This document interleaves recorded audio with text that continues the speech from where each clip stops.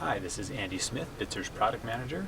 Today we're here to talk to you a little bit about Windows Phone devices. Most of our customers still have the main demand for iOS and Android in their environments. One of the exciting things that we think is coming up and interesting to test the market is what's happening with Windows Phone.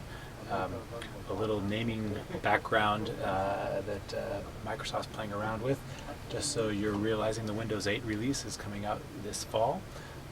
And that version of Windows 8 running in a tablet environment or in an ARM environment used to be called WOA, or Windows on ARM.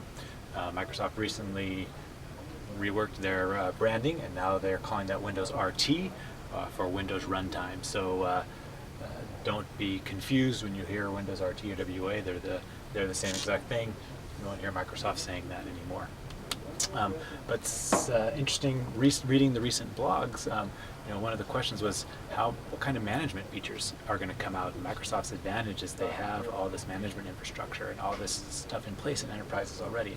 How will these new Windows Phone devices support the existing Microsoft infrastructure? And so some of the things they announced is the ability for these Windows RT devices to support some of your existing application distribution infrastructure.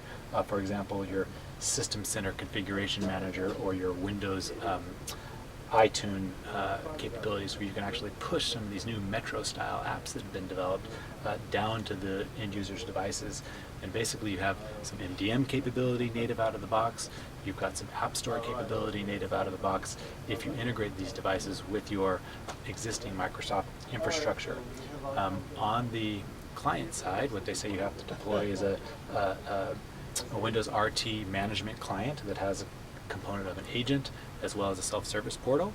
That agent has to be configured to connect with your infrastructure backend, and the self-service portal is where users can go to get apps. So they can go to Windows Store, they can go to get apps via Windows Update, and lastly, buy your own infrastructure. So interesting to see what will happen, and keep your eye on the Windows space.